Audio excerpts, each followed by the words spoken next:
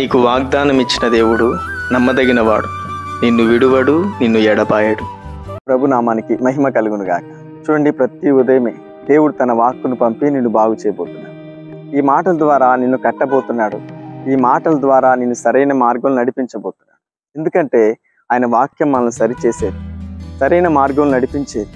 ఏది రైటో ఏది రాంగో ఆయన వాక్యం మన హృదయంలో ప్రవేశించి చక్కగా తెలియజేస్తుంది. ఈ మాట నీకోసమే. రిసీవ్ చేసుకో, ఈ ప్రకారంగా ప్రార్థించు. తప్పకుండా ప్రభు నీ జీవితంలో అద్భుతం చేయబోతున్నాడు. చదువుకుందాం. ఈ ఉదయకాలం ప్రభు నీకు ఇస్తున్న శ్రేష్టమైన మాట కీర్తన 16వ అధ్యాయం 1వ వచనం.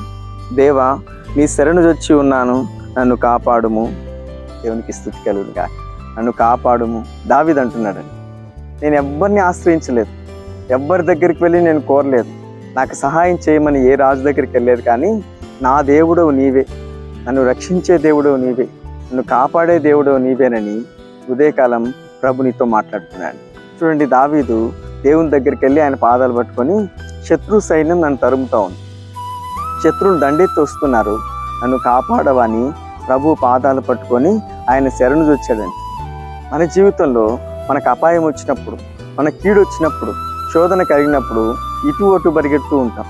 కానీ ఎవరి దగ్గరికి వెళ్ళాలంటే ప్రభు యేసుక్రీస్తు దగ్గరికి వెళ్ళి మోకరించి ఆయన అడిగితే, ఆయనకి చెప్పితే నీ వేదన, నీ దుఃఖాన్ని అర్థం చేసుకునే దేవుడే ఆయన. నీ మాట వినే దేవుడు, నీ మొర ఆలకించే దేవుడు. నేను అంటున్నాడు, నువ్వు తప్పకుండా నన్ను కాపాడే దేవుడు. అందుకే నేను నీ దగ్గరికి వచ్చాను. ఎవరి దగ్గరికి వెళ్ళినా వాళ్ళు కాపాడతారో లేదో నాకు తెలియదు, కానీ నీ దగ్గరికి వస్తే నన్ను విడిపించే దేవుడవు, రక్షించే దేవుడవు, తప్పకుండా ఆ శోధన నుంచి తప్పించే దేవుడు. చూడండి, యోసేపును తన అన్న వాళ్ళందరూ కూడా ఆ గోతులో వేసేస్తారు. అక్కడి నుంచి యోసేపు బయటకు ఎలా వచ్చాడు? అక్కడున్న ఒక మనిషిని దేవుడు ప్రేరేపించి మనసు మార్చి, ఇతని మనం చంపకూడదు, ఇతడు మన రక్త సొత్తు అని మనసు మార్చి ఆ గోతులో నుంచి దేవుడు బయటికి తీసుకొచ్చాడండి. లేకపోతే ఆ గోతులో యోసేపు ఏమైపోయేవాడు? దేవుడు మనసు మార్చే దేవుడు, నిన్ను విడిపించే దేవుడు, నిన్ను తప్పించే దేవుడు, నీకే అపాయం రాకుండా నిన్ను కాపాడే దేవుడే ప్రభువైన యేసుక్రీస్తు.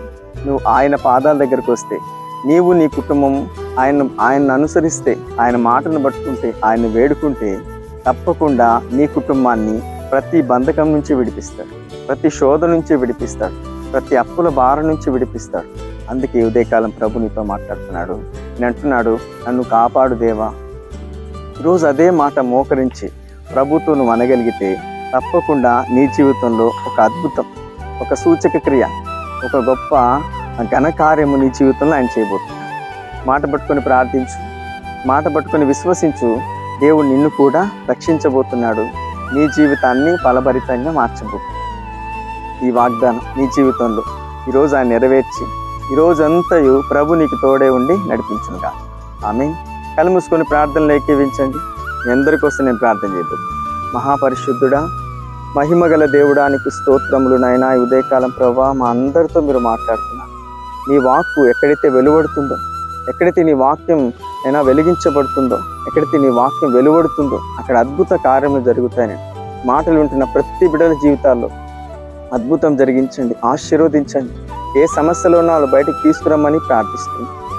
ఉదయకాల మ్యారేజ్ డే, బర్త్డే జరుపుకుంటున్న ప్రతి బిడ్డలను దీవించండి, ఆశీర్వదించండి. ఏ సమస్యలో ఉన్నారో బయటికి నడిపించండి. ఏ ఇబ్బందిలో ఉన్నారో, ఏ ప్రాబ్లంలో ఉన్నారో తప్పించమని, విడిపించమని ప్రార్థిస్తున్నాం.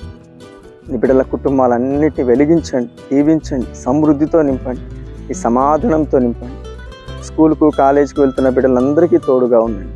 ప్రతి అపాయం నుంచి తప్పించు, ప్రతి కీడు నుండి విడిపించు, ప్రతి శోధ నుంచి తప్పించమని ప్రార్థిస్తున్నాం. వెళుతూ వస్తున్న మార్గంలో అన్నిట్లో తోడుగా ఉండండి. ప్రతి కుటుంబానికి సమాధానం, సమృద్ధి, నీ క్షేమాభివృద్ధి కలిగించమని, అన్ని విషయములలో నీ బిడ్డలందరినీ వర్తిల్ల చేయమని యేసు నామములో ప్రార్థిస్తున్నాం పరమ తండ్రి. ఆమేన్. ఈ వీడియో చూసిన ప్రతి ఒక్కరిని ప్రభు దీవించి ఆశీర్వదించును గాక. ఆమేన్.